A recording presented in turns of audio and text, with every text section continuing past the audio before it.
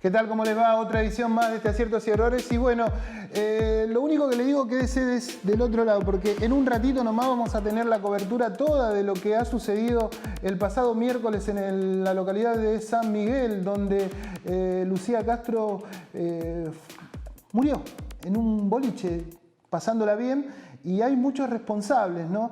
Va a hablar la madre, va a hablar un amigo. Muy conmovedora las imágenes porque concurrió demasiada gente, mucha gente, apoyando y pidiendo justicia para una muerte más que es injusta, lamentablemente. En el programa del día de hoy también nos va a acompañar Lauro Grande, el hombre del Ministerio de Obras Públicas. Va a venir a hablar no solo de la actividad que ese ministerio desarrolla, sino también de la situación política en cuanto a lo que se está conociendo por estos últimos días en una fuerte impronta por sectores opositores.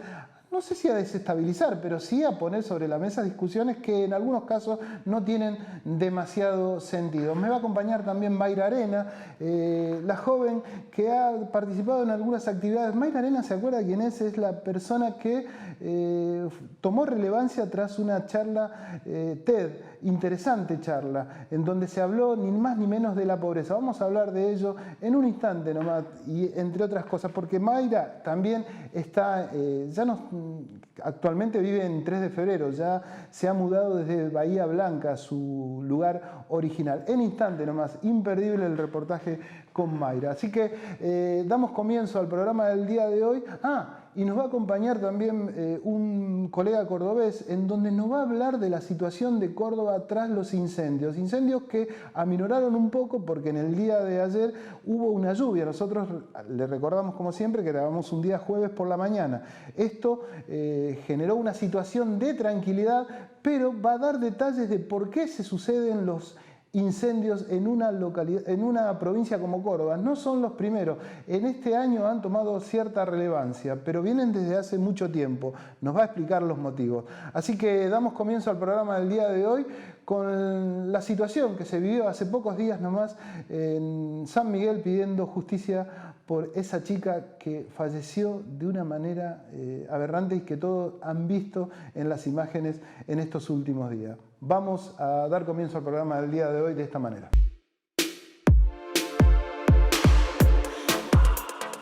Yo acá no tendría que estar, yo acá no tendría que haber estado. A mi hija no le tendría que haber pasado esto. Ella tendría que haber salido con sus amiguitos de misionar y volver de vuelta a casa, y ella no volvió a casa. Me llamaron por teléfono, ella estaba en el hospital y ya prácticamente quemada. Entró mal, entró ya con riesgo de vida. Así que nada, acá se nota de que esto no fue malo. Que mi hija, no sé, yo no la tengo más a mi hija, pero así como ponen los chicos, Lucía podría haber sido cualquiera de los chicos. Uno de los carteles data ahí, la corrupción mata. Evidentemente eso expresa demasiado, ¿no? Y es lo que un poco el pedido de justicia apunta a eso, ¿no? Ese negocio si estaba abierto y con todo lo que tenía adentro seguía abierto y los chicos estaban ahí, sí. ¿Qué querés te diga? Han pasado pocos días desde lo que sucedió. Sí. ¿Qué respuesta tenés de algunos organismos, ya sea no solo del lugar, sino también de entes oficiales? No, del lugar yo no tengo nada. Son audios que mandaron, esos audios, esos videos. Yo después de haberla velado a mi hija por ir al cementerio, tuve que reunirme con Hilda Gómez para que empezar, porque ella es la única que puede llegar a entenderme lo que es ser víctima y lo que es de perder un hijo. Es la única. Y acá estamos por los chicos, ¿sí? No por los chicos que están sufriendo. Yo tengo el parte de las madres, estamos viendo a ver día a día cómo están mejorando y no, están mal, pobrecito. Hasta el chico que fue testigo me dice, mira, yo no puedo dormir porque la veo prendiendo a fuego a Lucía y no la pudo hacer nada. Así que imagínate cómo estamos todos. ¿Las autoridades municipales te han dado algún tipo de respuesta o de explicación en función de cómo funciona este lugar? No, la verdad que no, por eso que tengo que hablar, hablamos con Hilda y por eso que tenemos que empezar. Y ahora acá la fiscalía con el expediente y empezar a que vaya preso, que vaya preso, que todos tengan que ir presos y todos que los que fueron culpables vayan presos y tengan el cartel en la cabeza de culpable. Y de que esto no vuelva a pasar nunca más.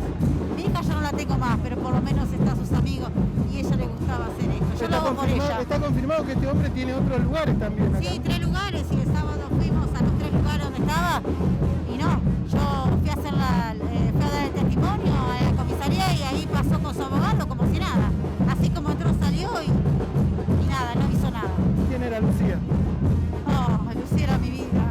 era mi vida, Lucía era todo, Lucía ayudaba, tenía carácter, así porque como era firme estaba ayudando. Estos son los donde ella ayudaba con los nenitos, que dice que la Solidaria también. muy solidaria, ella misionaba, iba a casa 34 grados de calor y iba a misionar casa por casa. Yo le decía, Lucy, pará, no, ma, yo tengo que ir.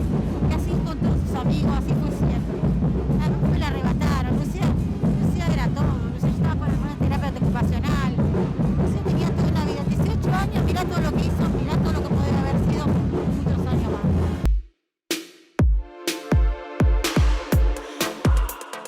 Lucía era una persona buena, era una persona empática, una persona que no merecía para nada esto. No quiero decir que alguien se lo merece, pero ella en especial para nada, porque una persona que ayudaba, era una persona buena, era una persona que murió con quien rodeada de un grupo de la iglesia, no murió rodeada de negros villeros que están tomando vino en la plaza, rompiendo las pelotas a todo el mundo. Ella estaba acá con el grupo de la iglesia tomando una cerveza tranquilo y por culpa de la imprudencia del dueño de este bar, mi amiga ya no está más acá y tenemos que estar toda esta hora sufriendo para pedir justicia por ella, porque ella no tendría que haber pasado eso, no tendría que haber sido así. Por la negligencia y por la imprudencia y por la impericia del dueño de este bar, mi amiga pagó las penas. Y no solo ella, sino los otros 7 chicos que también están mal, en especial 3 que están en este momento en terapia intensiva y hay una de ellas que está por perder la mano. Y repito, todo por la negligencia del dueño de este bar.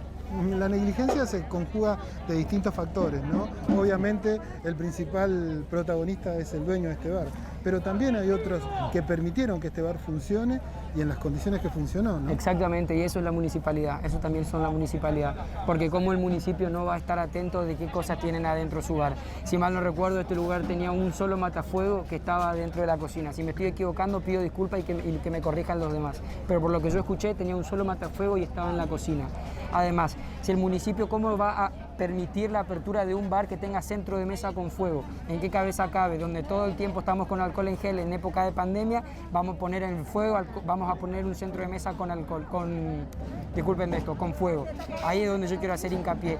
Está bien, tiene la culpa el dueño del bar por eso y tiene la culpa la gente que vino a supervisar la apertura de este lugar, porque si en la apertura eso ya estaba, significa que o no le prestaron atención o pasaron por arriba la supervisión de este bar o hubo un entón, o sea, lo que fuese, que no me confiere y tampoco quiero hacer hincapié en eso. A lo que yo voy es que cómo va a haber fuego en un lugar donde está lleno de alcohol. No hubo respuesta por parte... Bueno, el dueño, las primeras declaraciones fueron bastante nefastas, digamos, ¿no? Sí. Pero, ¿conocieron alguna declaración por parte de las autoridades municipales? Por parte de la municipalidad, yo en lo personal no sé nada. Si otra persona sabe y demás quiere avisar, perfecto, eso tendrían que preguntarle a la familia.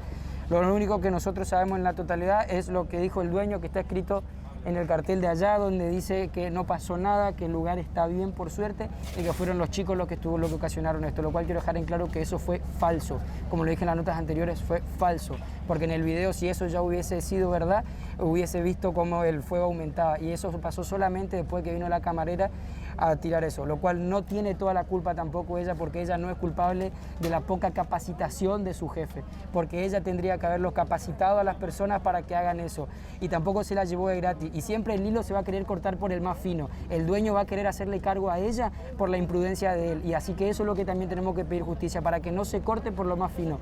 Ojo, ella no está exceptuada de esto, porque ella también, 1 más 1 es 2, ella tendría que saber que si le tira alcohol al fuego, eso se va a abismar. Pero tampoco, como digo, la totalidad de la culpa de ella por la poca capacitación de parte del dueño. Eso hay que hacer hincapié en la poca capacitación que el dueño tuvo en su lugar, en su bar y en todos sus empleados. Tiene además, dicen, otros negocios como de estas características. ¿Siguen abiertos? No tengo idea de los bares, no tengo idea de esto. Sé que hay unos bares más acá en San Miguel que tienen no un centro de mesa con fuego, pero sí que tienen estufas con fuego a los alrededores y demás. Pero bueno, como te digo, yo tampoco he ido a los bares esos que tienen, pero nosotros somos jóvenes, nosotros vamos para pagar un servicio y que nos atiendan. No nos vamos pensando en, che, ¿qué va a pasar si esto se rompe así? No me voy, yo me siento y veo el fuego y no voy a pensar en que, bueno, esto va a explotar, ¿entendés? ¿Por qué? Porque yo estoy pagando por un servicio en un lugar que supuestamente está habilitado. ¿entendés? No es que yo me estoy yendo a la calle donde yo me doy cuenta, yo sé si me siento en la calle y si me va a chocar un auto o no, ¿entendés? Pero si ya vengo a un bar para esto, yo tengo que tener la garantía yo mismo de estar seguro, ¿entendés? Si los chicos están en el medio de la calle y hay un coso con fuego, no se van a ir a sentar ahí. Pero si vienen a un bar y lo ven acá, van a pensar que es un adorno y van a querer estar ahí. A eso es lo que vamos, ¿entendés? Eso es. Lamentablemente esto desnudó las impericias de distintos sectores, tanto del negocio como de las autoridades municipales también, ¿no? Se costó la vida de una persona. Sí, la vida de una persona, la mano de otra, la cara de otra, el cuerpo de otro y el corazón de todos los que estamos acá y especialmente de la familia.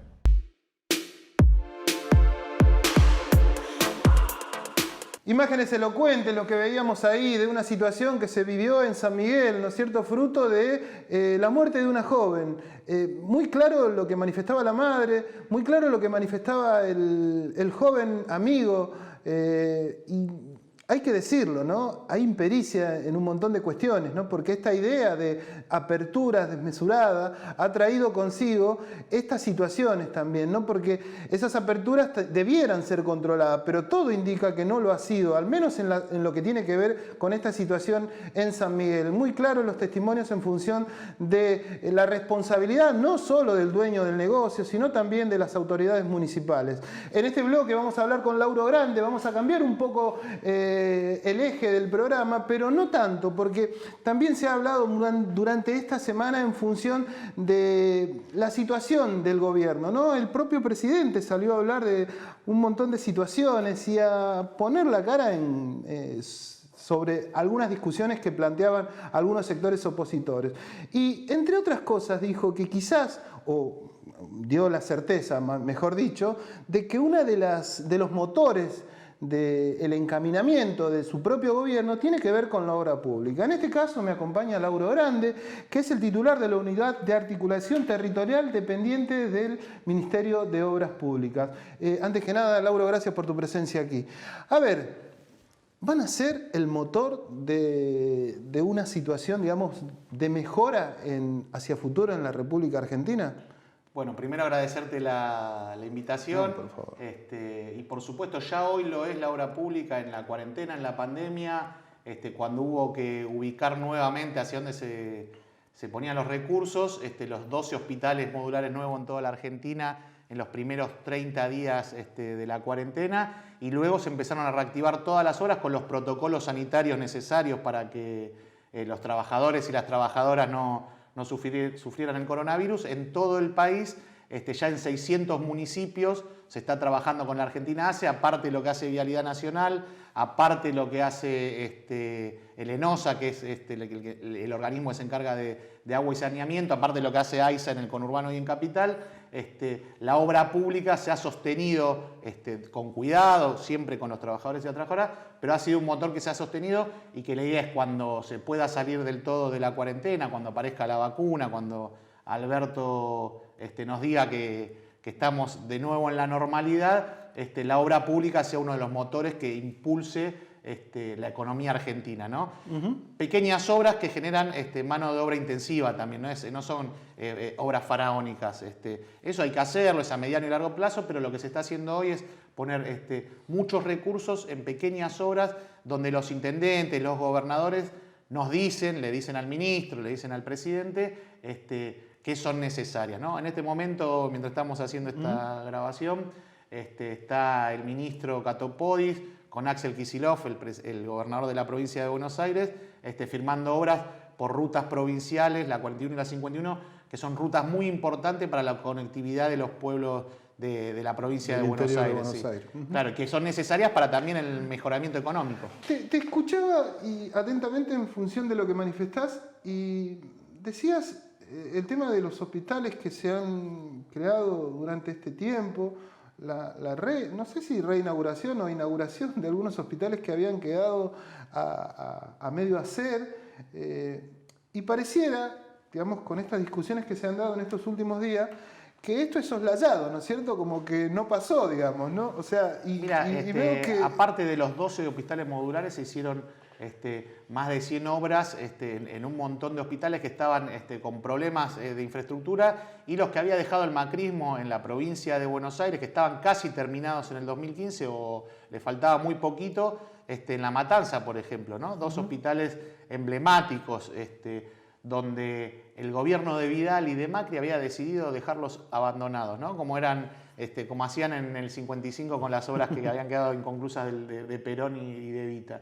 Bueno, esos se reactivaron y hoy están funcionando en lugares que son muy necesarios. Entonces, yo no creo que haya pasado soslayado. Creo que la pandemia, la muerte, la crisis económica mundial nos va llevando a una agenda permanente donde hay un montón también de opositores que les gusta hablar de cualquier cosa y no de que pudimos hacer todas las obras que hicimos, los hospitales, mejoramiento. Se amplió en la Argentina, recién lo comentábamos, ¿no? El ministro de Salud de la capital federal, de la ciudad de Buenos Aires, reconoce que la cuarentena ha servido para que no sea una catástrofe sanitaria lo que pasó con el coronavirus en este tiempo. Y bueno, estamos en este lugar porque hubo un gobierno que se puso al frente. Después, bueno, está que la vorágine de la cotidianidad de lo que sucede, también con opositores que juegan irresponsablemente a un juego de la política que no es el momento, ¿no? En realidad, acá hay que poner sobre la mesa esa poca confianza que muchos sectores de la sociedad tienen en función de la dirigencia política. Me parece que tiene que servir esto de una vez por todas para que la gente se emparente y tenga empatía con la dirigencia política. Hay la mayoría del presupuesto de las obras que se vienen haciendo y de las que se van a hacer tienen que ver con agua, con cloacas, con saneamiento, con pluviales, cosas que quizás no se ven tanto, porque vos ves el bache y decís, bueno, a ver si me arreglan el bache. Ahora, va por abajo, ahora el agua, la cloaca, el saneamiento, eso tiene que ver con la salud de la gente. No es lo mismo vivir con un pozo que se llena, un pozo ciego que se llena con agua que sale de al lado y que quizás genera enfermedades. Bueno, eso en la Argentina se hizo mucho durante los 12 años y medio, pero siempre falta porque la población crece. Claro, a ver, también es cierto que lamentablemente a esta altura no sé, en esta época estemos hablando de que esto todavía sea una deuda pendiente, digamos, ¿no? En algunos lugares. Esto debiera ir de la mano. Pero bueno, Lauro, en realidad, la unidad de articulación territorial, ¿de qué se encarga dentro de esto que todo... Es lo que dice el nombre, es trabajar a pedido del ministro, en relación y articulación con el territorio. El territorio son los gobernadores, los intendentes, los concejales. En muchos lugares también hay pedidos que tienen que ver con grupos de concejales, y después sin hacer discriminación como hizo el gobierno de Macri de qué partido político o a quién votaron o a quién representan, porque la que viven en cada pueblo, en cada ciudad, en cada lugar, no preguntan, che, si abro el agua, esta agua es del Frente de Todos, es de Cambiemos o es de la UCR. Preguntan que tienen agua corriente o tienen cloaca, y eso también es muy importante recalcar, que Alberto, a diferencia de lo que hizo Macri Vidal, que fue discriminar a los que tenían que ver con el peronismo, con el kirchnerismo o con el Frente de Todos. Más a lo del kirchnerismo. Digamos. Claro, bueno, en este caso se está haciendo obras en todos lados, en todos los distritos. Hay 2.300 municipios en Argentina. Vamos a llegar a todos ellos. Lauro, ¿y cómo ves vos la relación que tienen? A ver, porque calculo que como vos me manifestás, tenés conversaciones con distintos actores y en este caso también con dirigentes de la oposición, o sea, representantes municipales, concejales y todo lo demás. ¿Vos ves esa misma situación, si se quiere, crítica y dura como la tienen esa parte más intransigente de la oposición para los medios? Digo, cuando te reunís con un intendente de Cambiemos, digamos, ¿tiene esa impronta también o ves que es distinto? Está claro que están los opositores que tienen responsabilidades ejecutivas, que gobiernan, ¿no? Principalmente municipios en la provincia de Buenos Aires, y Macri, Bullrich, etcétera, etcétera, etcétera. ¿El problema cuál es? Que Macri sigue siendo el que lidera esa oposición. No surge un nuevo contrato en la oposición donde estos que gobiernan son los que llevan la voz cantante. La voz cantante la lleva Macri y en estos días estamos viendo que está yendo a todos lados a decir barbaridades. Y ninguno de esa oposición que gobierna o un municipio o una ciudad o lo que sea sale a contrarrestarlo. Entonces van al obelisco a decir barbaridades, a agarrar fotos de Alberto, de Cristina y clavarle cosas y decir el terraplanismo, ¿no? La locura de pensar que el coronavirus no es una realidad. Y me parece que ese es el problema de la oposición, que sigue liderando Macri, que la que está en la calle y habla todos los días es Patricia Bullrich, y esa otra oposición que quiere quizás ser más responsable o gobernar para la gente, no sale a decir las barbaridades que dijo Macri el otro día, que fue el reportaje con Morales Solá, fue una vergüenza. Una locura que un presidente, expresidente o presidente durante 4 años en Argentina diga lo que dice. Yo, si fuera parte de ese partido político, saldría algo a decir, ¿no? No, hay que prestar atención a ese reportaje. Hay una parte que es hasta tragicómica cuando manifiesta el tema del presupuesto, digamos, cómo fue votado. Tómense un segundito y escúchenlo porque es increíble, como que le echa la culpa a la oposición de haber votado un presupuesto que le manda el Ejecutivo, digamos. Que manda el Ejecutivo y que después él agradeció que diputados y senadores hayan votado el presupuesto ese. Está escrito en las redes sociales. Digo, me parece que es una locura. Lo que nosotros no tenemos que hacer es entrar en provocaciones. Nosotros no tenemos que entrar en provocaciones. Nosotros tenemos que gobernar, salir de esas discusiones que son discusiones que no le ayudan a nadie, ¿eh? No le ayudan ni al que vota al Frente de Todos ni al que vota Cambiemos.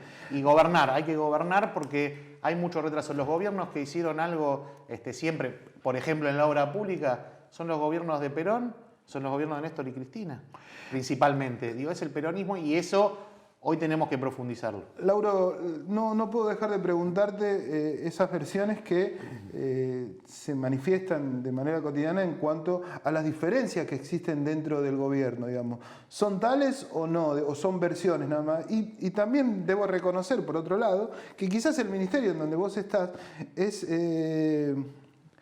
una muestra de que se pueden convivir las distintas facciones dentro del propio oficialismo, digamos, ¿no? Mira, todos y todas entendimos y entendieron que tenemos que estar unidos, que la unidad del peronismo hace que al pueblo le vaya bien, ¿no? Nosotros, voy a decirlo, tenemos una marcha que dice para que reine nuestro pueblo el amor y la igualdad. Para eso hay que gobernar. Hay que agarrar los recursos que tiene el Estado, nacional, provincial y municipal, y gobernar para todos los habitantes. Los que están más retrasados económicamente, los que están en el medio y también los otros. Y para hacer eso necesitamos la unidad. Cuando nos peleamos, cuando nos dividimos, cuando fuimos por parte porque pensábamos que vino un desastre en términos sociales. La pandemia del macrismo, con la pandemia del coronavirus hace que haya millones de argentinos y argentinas y bonaerenses que la pasan mal, ¿no? La pasan mal. Nosotros estamos acá y charlamos, que ahora hay gente que la está pasando, muy mal. Y la única forma de eso es mantener la unidad. El ministerio es un ejemplo de eso. En todos los ministerios hay compañeros y compañeras de todos los sectores del peronismo, de los más dinámicos, de los menos dinámicos.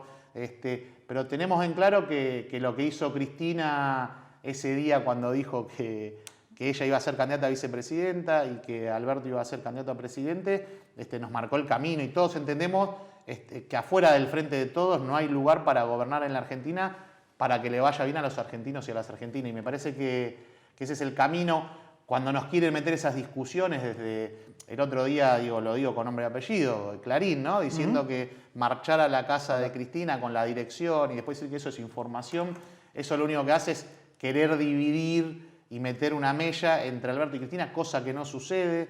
Estamos todos y todas convencidos de que este es el camino. Y después seguramente hay discusiones, como hay en todos los frentes políticos, en todos los partidos políticos, como hay en la familia.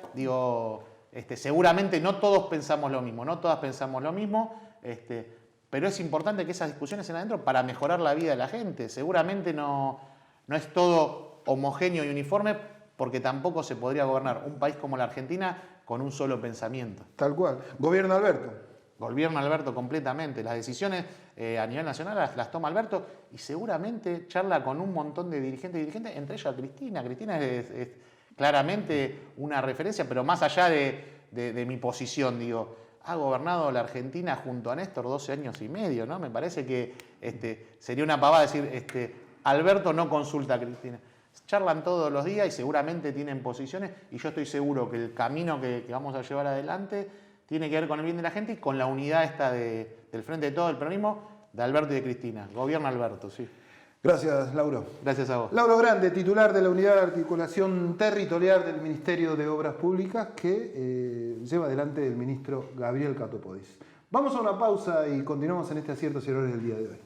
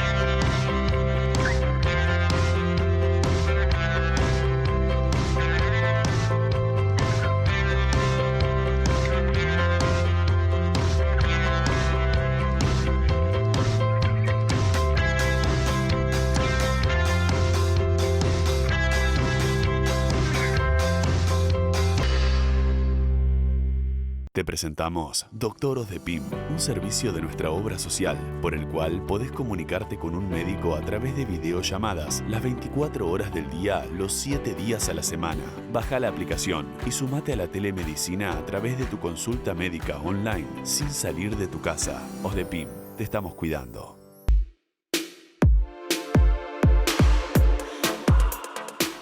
Lo anticipábamos al comienzo del programa, nos acompaña Mayra Arena.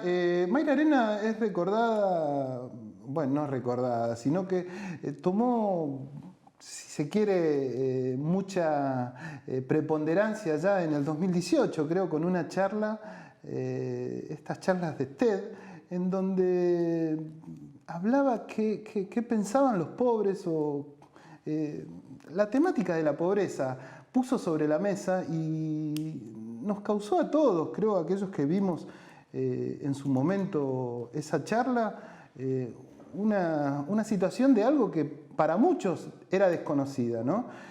Mayra hoy es originaria de Bahía Blanca, pero hoy anda viviendo en 3 de febrero, se ha mudado a estos lados. Así que estuvo presente la semana pasada en una convocatoria de jóvenes, de algo más de 300 jóvenes que ahí vemos en imágenes, en donde una expresión del peronismo de ese distrito de 3 de febrero, busca, si se quiere, posicionarse, pero más allá de eso, la idea de que Mayra hoy nos acompañe es que nos cuente un poco su experiencia personal y poner sobre la mesa nuevamente esta temática de los pobres, ya que hace pocos días nomás se conoció un nuevo índice y la pobreza, digamos, de la cual muchos hablan, sigue creciendo lamentablemente. Mayra, gracias por tu presencia aquí en Aciertos y Errores. Gracias a vos por invitarme. No, por favor, contame un poco, digamos.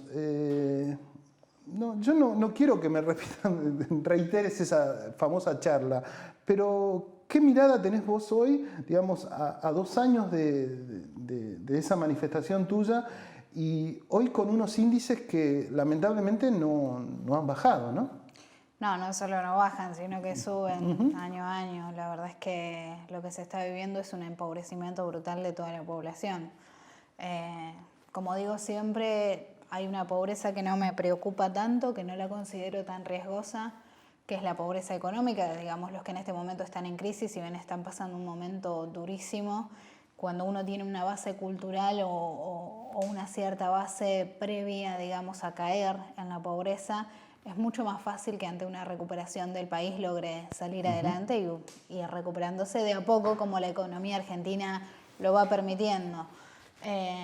Sí me preocupa la gente que nació en la pobreza, creció en la pobreza y por lo tanto tiene una especie de aceptación de la pobreza. Tal cual. Y están naciendo muchísimos niños en la pobreza, lo cual genera este círculo, ¿no? Un círculo perverso, horrible, digamos. que lo que hace es más que alimentar y retroalimentar la propia vida en la miseria. Así que lo que más me preocupa es eso, siempre ese último escalafón que considero que es el que no es solamente una cuestión económica ni de que se recupere el país, sino que hay un montón de abordajes que deberían ser encarados y que si no son encarados y no lo están siendo, lamentablemente no se va a poder sacar a esas familias. A ver, podría preguntarte cómo se revierte, pero es una pregunta muy amplia. Lo cierto es que calculo que en tu mirada, en tu visión, vos habrás pensado en algún momento cómo se podría iniciar ese proceso para revertir, ¿no? Sí, en realidad, a ver, hay muchas cuestiones. Al haber un desconocimiento tan grande sobre los pobres, la pobreza, la vida en la miseria, muchas veces al haber una sola solución o una sola herramienta que se tira, lo que ocurre es que no es aprovechada o no es tan beneficiosa como resultaría si fuera abordada de una manera más integral. Una cosa que pasó, por ejemplo, fue que durante el gobierno anterior al anterior se repartieron muchísimos anticonceptivos por todo el país. ¿Sí? Y del kirchnerismo estás hablando. Sí. Eso es algo absolutamente positivo, estoy absolutamente a favor. El reparto de preservativos en las unidades médicas era abundante, generoso, cualquiera podía ir al hospital o a la sala médica a buscar anticonceptivos, pero lo que pasaba era que en los escalafones más pobres la maternidad adolescente y el embarazo no deseado no bajó. Claro. Nunca se logró que baje. Entonces, claramente no era un problema de acceso al anticonceptivo. Hay otro problema ahí y es que la maternidad es una forma de vida o el quedar embarazada es una forma de vida. Esto es un tema que yo abordo siempre porque me preocupa muchísimo, porque los hijos de madres adolescentes pobres son los que más probabilidades tienen de seguir siendo toda la vida pobres, ¿sí?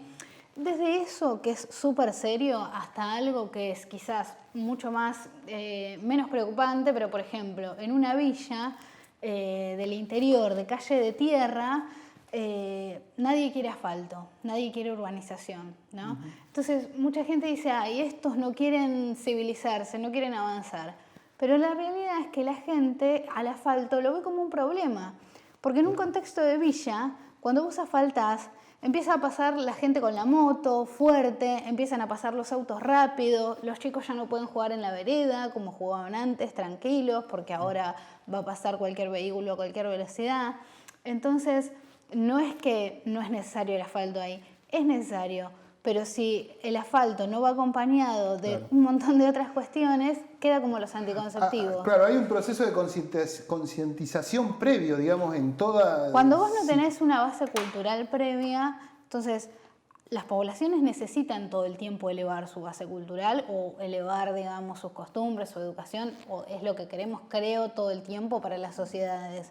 Si vos tirás algo, digamos, y lo revoleás como si fuera un bolsón de mercadería, y no va a servir solamente ese algo. Vos necesitás acompañar siempre todo con un proceso de educación y de cultura, que si no está presente, lo que generás no tiene la potencia o no logra lo que podría lograr si es bien invertido.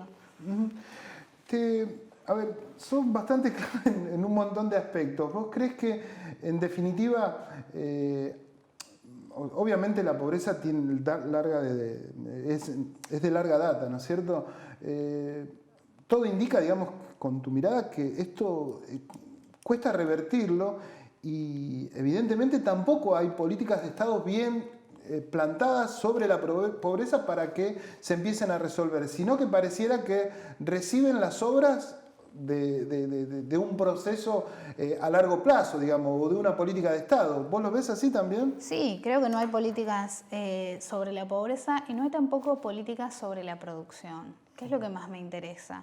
Porque en realidad cuando vos tenés algunas medidas por la pobreza, pero no tenés medidas, por ejemplo, estables o largoplacistas para la producción, lo que ocurre con las crisis es que la clase media se hunde enseguida. Y donde se te hunde la clase media, se te hunden todos los puestos de trabajo que genera la pequeña y mediana empresa, que en Argentina es el 85% de los puestos de trabajo. Entonces, cuando la clase media tiembla, los pobres ya estamos un metro bajo tierra con la soga al cuello.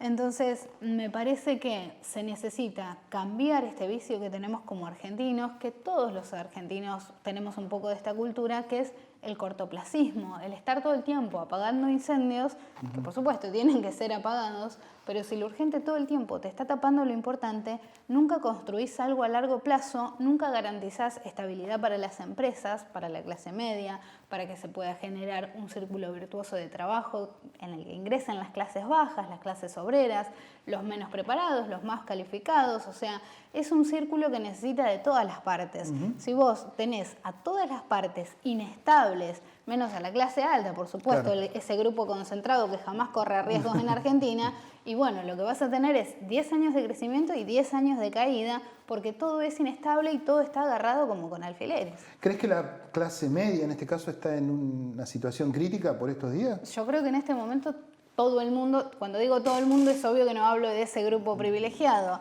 la casta quizás empresarial y parte de la casta política, pero de ahí para abajo todo el mundo en este momento está, me parece que viviendo un momento durísimo, una crisis, y lo que se necesita para salir es mucho más que una recuperación o una lenta vuelta hacia atrás. Me parece que hay reglas del juego que tienen que cambiar.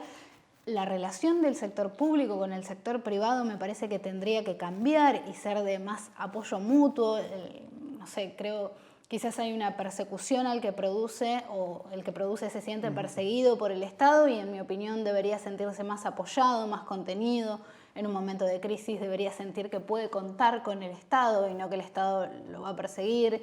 Y lo mismo ocurre con los que están siendo empobrecidos, por utilizar una palabra que no me gusta nada, pero creo que hay un empobrecimiento, hay un sistema que aunque vos quieras salir todos los días a la calle a laburar, no te lo permite, entonces es el Estado el que te está empobreciendo indirectamente. Hay como una situación también de desconfianza, digamos, porque cuando uno manifiesta Estado también manifiesta dirigencia política y en definitiva quizás gran parte de esta situación crítica que se está planteando por estos días tenga que ver con eso, ¿no? Con esa desconfianza al Estado y a la dirigencia política, porque es como que la gente está muy aséptica en general, ¿no?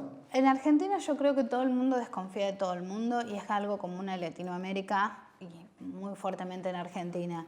Hay una desconfianza general porque creo que es algo que viene de las instituciones. Cuando vos no confías en las instituciones, digamos, cuando la institución que está para tal cosa te pone trabas en esa misma cosa, es cuando todo de ahí para abajo se empieza a degradar. Y los países tienen las instituciones que se les parecen.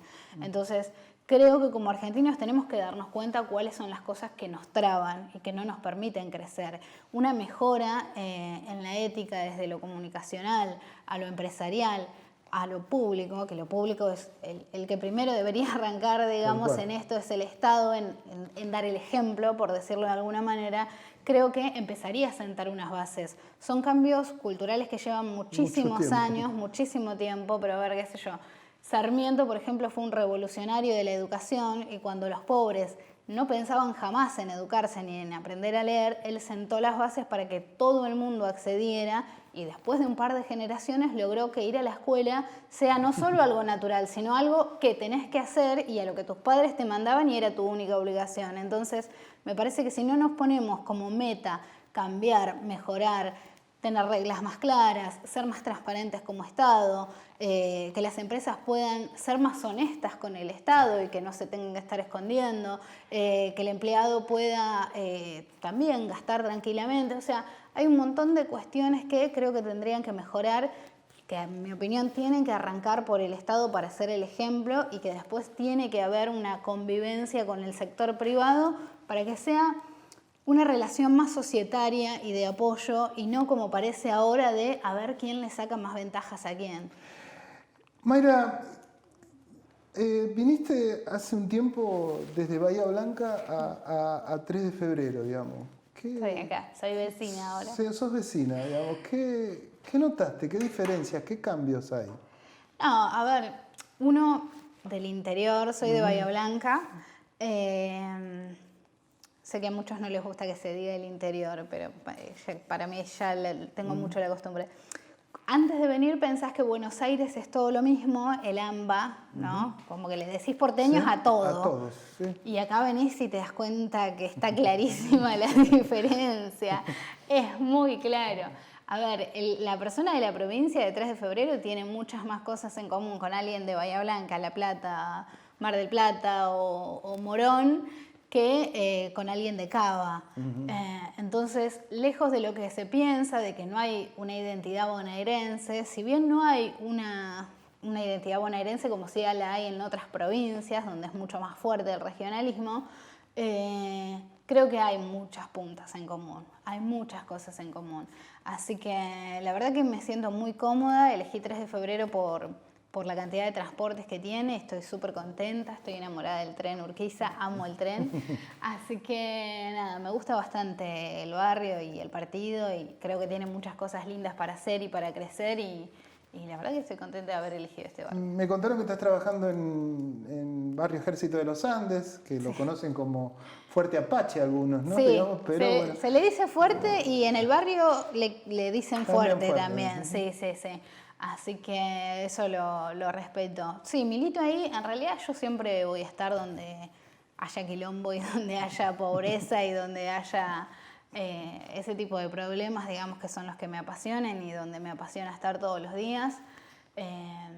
Ahora, en este momento, con el tema de las ollas populares y de bancar la enorme crisis que estamos viviendo, es un momento muy fuerte para la militancia y sí, la verdad es que estoy muy contenta de militar ahí. El sábado pasado participaste de una expresión del peronismo del 3 de febrero, creo que esto de la mesa peronista, junto con, creo que tenés un vínculo fuerte con Gastón Parra, que fue uno de los chicos que motorizó este encuentro, digamos. Sí, ¿Qué percibiste, digamos, ese día con muchos jóvenes, no? Muchísimos. Primero, maravillada de que haya tanta juventud peronista. Tengo mi corazón fuertemente en ese partido y fuertemente atada a esos sentimientos, a esas banderas, ¿no? De justicia social y sobre todo la de soberanía política, que es un tema que me apasiona, no perder la soberanía, no entregarnos a otros países, no doblegarnos ante eso. Y Gastón Parra es mi amigo personal, además de que compartimos esas banderas, nos hicimos amigos cuando yo tuve ese pequeño encuentro con Felipe Solá, que fue una de mis, una de las cosas por las que me hice conocida, claro. Digamos, más allá de la charla TED. Ahí se enteró mucha más gente que yo era peronista, pero bueno, también me peleé con uno de los pesos pesadísimos del peronismo, pero a ver, creo que era algo que yo tenía que hacer y tenía que ser honesta. Hay que darlo, hay que dar el debate, me parece, y está bien, es interesante. Así que bueno, cuando pasó eso, imagínate que muchos me dejaron recontra en banda y los entiendo, no los juzgo porque, a ver, cuando hay que elegir, yo entiendo que elijan a un compañero con más trayectoria, me parece perfecto. Pero Gastón no dudó un solo segundo y me bancó a muerte y ahí nació una amistad en la que nos somos profundamente leales, yo lo quiero y lo que hace él en el barrio y en este momento por la gente es increíble, es un tipo que está en la calle desde las 7 de la mañana a las 10 de la noche y no es alguien con un puesto y no es alguien que tenga ningún cargo y no es alguien, digamos, que haya vivido del Estado, no sé, 20 o 30 años y que no hizo nada, sino que es todo lo contrario y podría militar con gente quizás con mucho más presupuesto, con mucha más caja o con mucha más otra cosa, pero la verdad es que elijo la gente que labura y que patea la calle y encuentro eso en ese barrio y en él. Bueno, Mayra, nos vamos a comprometer nosotros desde aquí a ir a hacer una jornada jornada, digamos, de laburo periodístico dentro de ese barrio, que nosotros ya hemos ido varias veces, pero contigo iremos y recorreremos, porque a mí particularmente y personalmente me agrada mucho conversar con vos, te veo una persona de bien por sobre todas las cosas. Muchas gracias, cuando gustes. Así que muchas gracias por tu presencia acá en Aciertos y Errores. Ha sido muy clara, me parece que el tema de la pobreza es algo que tenemos que seguir dando debate y tenemos que ponerlo sobre la mesa y tenemos por sobre todas las cosas entre todos solucionarlo, me parece. Bueno, ¿no? Muchísimas gracias. Gracias. Gracias a vos. Nosotros vamos a una pausa y ya terminando este Aciertos y Errores del día de hoy.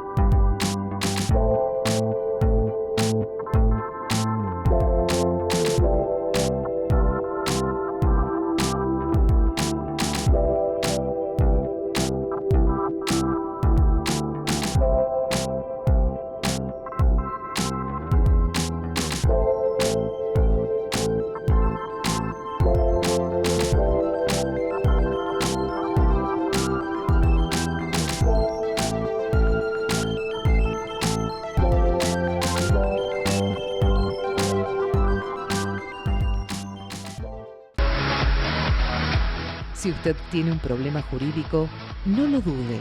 Consulte a un abogado matriculado. Se lo aconseja el Colegio de Abogados de San Martín. Llame al 4754-2139, Avenida Ricardo Balbín, 1750 San Martín.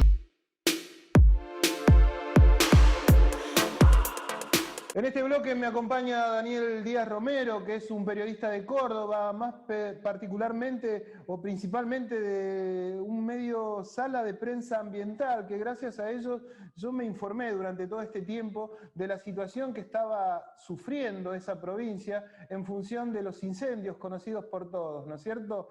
La idea es que nos cuente él. Antes que nada, Daniel, gracias por tu presencia aquí en Aciertos y Errores. Y contame un poco vos, ¿cómo está hoy la situación de Córdoba en función de esto de los incendios que, bueno, que han tenido a mal traer y que tienen a mal traer a esa provincia? ¿Qué tal, Enrique? Muy buenos días. Muchas gracias por la invitación. Un gusto compartir la mañana con ustedes. El tema de los incendios, bueno, te cuento como novedad. Anoche llegó la tan esperada lluvia en el territorio cordobés, así que bueno, eso ha terminado de aplacar los incendios que hasta ayer proseguían en la provincia y que se vienen desatando desde agosto pasado, ¿sí? 3 meses de incendios con diferentes focos activos en casi todo el territorio provincial que han consumido el fuego unas 300.000 hectáreas, un récord histórico para la provincia de Córdoba. Jamás se había afectado tanta cantidad de superficie como para que tengas una idea, y la superficie quemada en Córdoba es equivalente a unas 5 ciudades de Buenos Aires.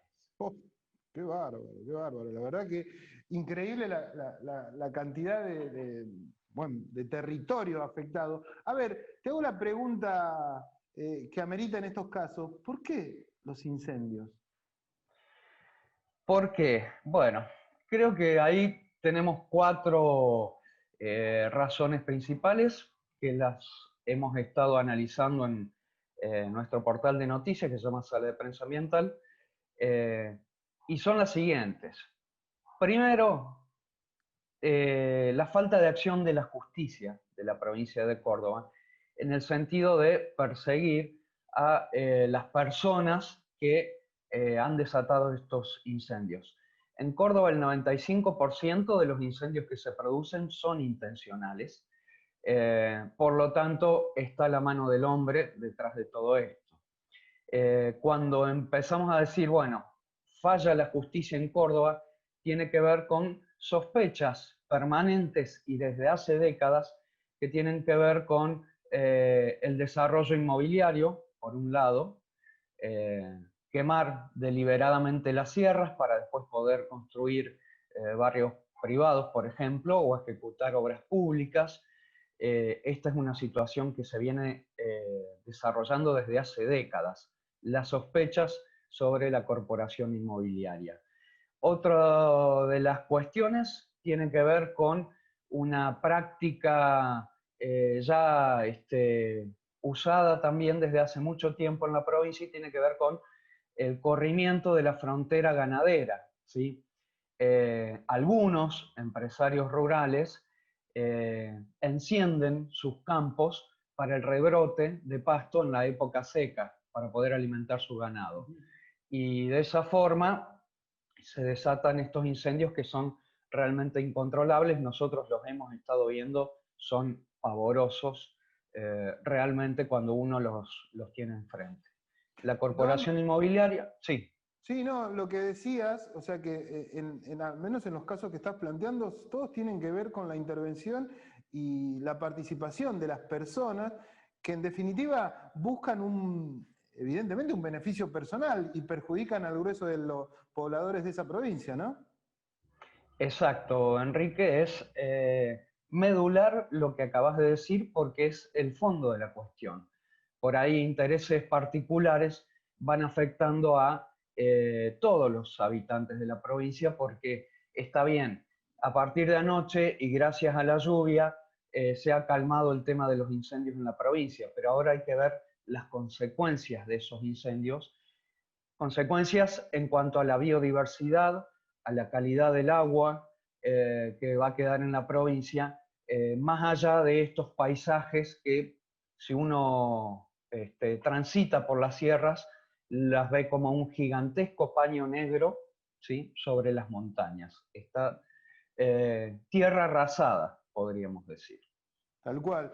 Y otra de las cuestiones, ¿cómo esto se recompone hacia futuro? ¿Es probable, digamos, tarda poco tiempo, digamos, porque si no uno plantea, bueno, se incendió, pero esto pasa. Pero esto no creo que sea tan sencillo, porque hay muchas pérdidas, más allá del sufrimiento de la gente, pérdidas materiales, ¿no? Y significativas. Así es. Tiene que ver con esto. Primero, decíamos, 300.000 hectáreas quemadas aproximadamente, quizás sean más, 5 ciudades de Buenos Aires quemadas. Oh, En este caso, 2 muertos, ¿sí? Porque recordemos que también hubo serias críticas este año relacionadas con el Plan Provincial de Manejo del Fuego, donde, bueno, hubo 2 víctimas, 2 vecinos pobladores serranos que tuvieron que acudir a combatir el fuego porque se les venía encima. Los aviones hidrantes no llegaban, los helicópteros tampoco, los bomberos tampoco. Entonces, esta es una situación particular que se dio este año en la provincia. El hecho de que los propios pobladores serranos tuvieran que acudir a apagar el fuego en una especie de soledad a partir de la ausencia del Estado. No va a ser fácil, un bosque es muy difícil que se recupere, sobre todo en los lugares donde se quemó en la provincia este año. Tiene la particularidad de que eran pequeños relictos de bosque nativo en buen estado de conservación, eran los que quedaban. Un 3% tiene Córdoba de bosques nativos. Apenas esa franja, digamos, de su territorio. Sí. Y encima con lo que manifestás que, bueno, que ese 3% está devastado también. Así es, hay que ver qué quedó de ese 3% de bosque nativo en buen estado, que tiene que ver más allá de los animalitos y las plantitas que nos gustan tanto, tiene que ver con la calidad de vida, ¿sí?, de las personas que habitan Córdoba. Lo que me preguntabas, ¿cuánto puede demorar en recuperarse esto? Décadas, ¿sí? Un árbol necesita estamos hablando de algarrobos, quebrachos, necesita unos 30 o 40 años para desarrollarse. Pero más allá de estos 30 o 40 años de árboles que pueden crecer, el tema es todo lo que viene por debajo, ¿sí? Hay fauna silvestre que se quedó sin hábitat, que está emigrando por distintos lugares de la provincia. Se han empezado a ver animales en sitios urbanos donde nunca aparecían. Entonces, el daño es gravísimo. Se va a acentuar ahora con el tema de las lluvias, porque recordemos que se quemaron las sierras, ¿sí?, las montañas, que quedaron cubiertas de cenizas. Cuando llueve, por la pendiente, el agua arrastra las cenizas y las lleva hasta los arroyos y los ríos. Bueno, esa es el agua que vamos a tener que tomar los cordobeses durante bastante tiempo. Panorama desolador el de Córdoba, no solo esto por lo que vos decís, sino también por esta situación de un coronavirus o al menos de una pandemia, que también los afecta sobremanera por estos últimos días, ¿no es cierto? Así es, estamos, te diría, en el peor momento de la pandemia aquí en Córdoba. Hoy el gobierno anunció que hay un 70% de ocupación de camas de terapia intensiva. Siguen habiendo restricciones, se está debatiendo el tema de la prohibición de reuniones familiares para el Día de la Madre, por ejemplo, donde hasta el día de hoy el gobierno ha dicho, bueno, no se van a permitir las reuniones familiares el domingo, que por ahí son tan sentidas para las familias.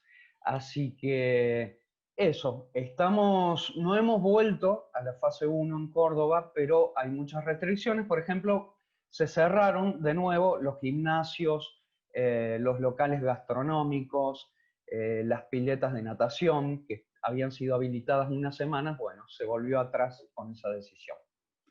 Terrible, Daniel. Te agradezco mucho tu presencia acá, ya nos quedamos sin tiempo. Ha sido muy claro en todo lo que manifestás de la situación de esa provincia, que no está pasando por un momento bueno, y esperemos que a corto plazo esto se vaya revirtiendo en todo aspecto, ya sea por el tema de los incendios, como así también esta situación de una pandemia que los está afectando bastante. Muchas gracias y muchas felicitaciones también por el laburo que hacen ustedes, Sala de Prensa Ambiental, en donde clarifican un montón de cuestiones que creo que a la sociedad y en algunos casos alguna parte de la dirigencia política no le interesa demasiado. Muy buen laburo el de ustedes, ¿eh? Bueno, muchas gracias, Enrique, y acá estamos a disposición para cuando nos necesiten. Gracias. Clarito, Daniel Díaz Romero, el periodista de Córdoba, de Prensa Ambiental, digamos, en donde pone sobre la mesa situaciones que tienen que ver con intereses que generan esta situación de los incendios en Córdoba. Nosotros ya nos estamos yendo, no sin antes decirle que no ha venido la doctora, se ha tomado su franco porque ha tenido que hacer algunas actividades. El tema de la salud sigue inquietándonos, así que lo volveremos a retomar la semana próxima con más aciertos y errores. Han sido muy amables por estar del otro lado.